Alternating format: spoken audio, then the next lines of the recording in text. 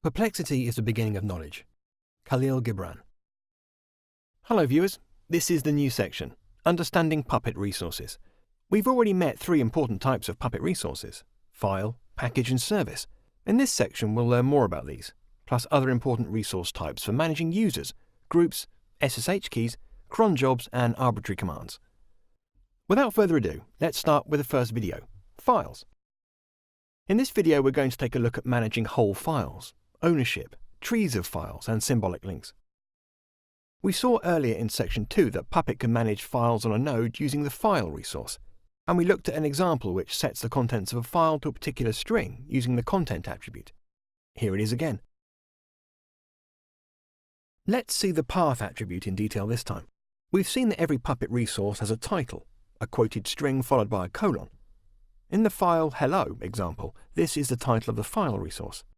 It's easy to guess that Puppet is going to use this value as the path of the created file. In fact, path is one of the attributes you can specify for a file. But if you don't specify it, Puppet will use the title of the resource as the value of path. We now take a look at how to manage whole files. While it's useful to be able to set the contents of a file to a short text string, most files we're likely to want to manage will be too large to include directly in our Puppet manifests. Ideally, we'd want to put a copy of the file in the Puppet repo and have Puppet simply copy it to the desired place in the file system. The source attribute does exactly that. To try this example with your Vagrant box, run these commands.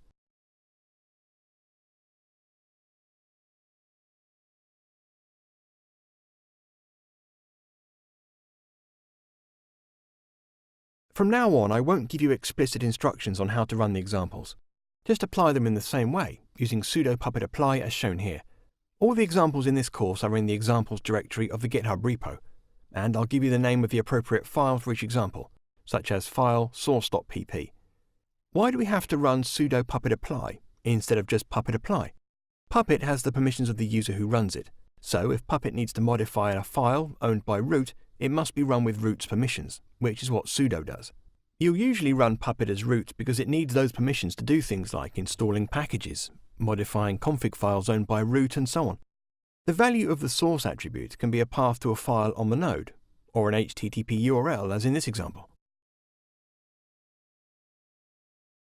Although this is a handy feature, bear in mind that every time you add an external dependency like this to your Puppet manifest, you're adding a potential point of failure. Wherever you can, use a local copy of a file instead of having Puppet fetch it remotely every time. Moving on to ownership. On Unix-like systems, files are associated with an owner, a group, and a set of permissions to read, write, or execute the file. Since we run Puppet with the permissions of the root user, the files will be owned by that user.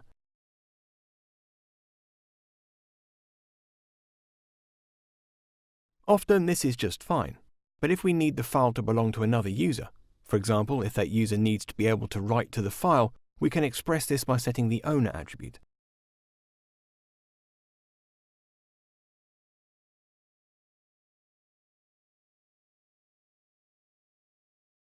You can see that Puppet has created the file, and its owner has been set to Ubuntu.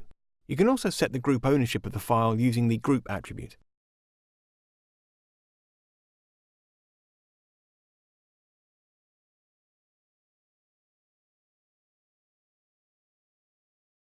Note that this time we didn't specify either a content or source attribute for the file, but simply ensure equals to present.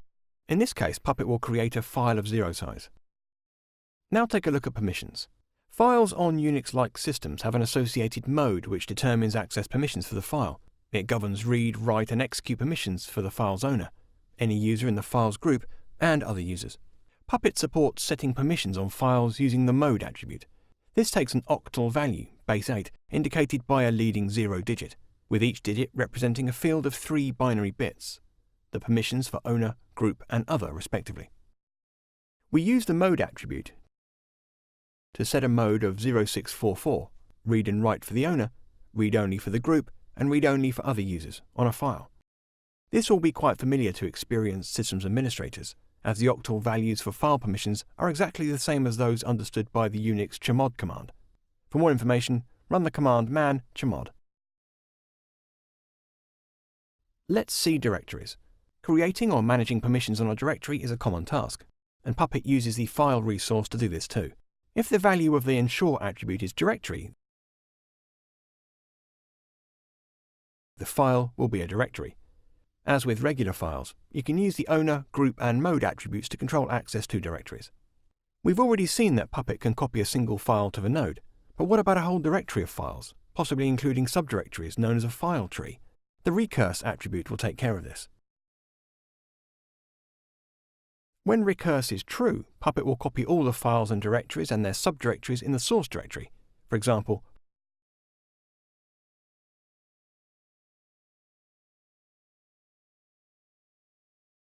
files config dir to the target directory, etc config dir.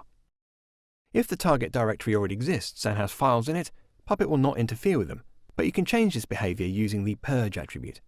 If this is true, Puppet will delete any files and directories in the target directory which are not present in the source directory. Use this attribute with care. Another common requirement for managing files is to create or modify a symbolic link, known as a symlink for short. You can have Puppet do this by setting ensure equals to link on the file resource and specifying the target attribute.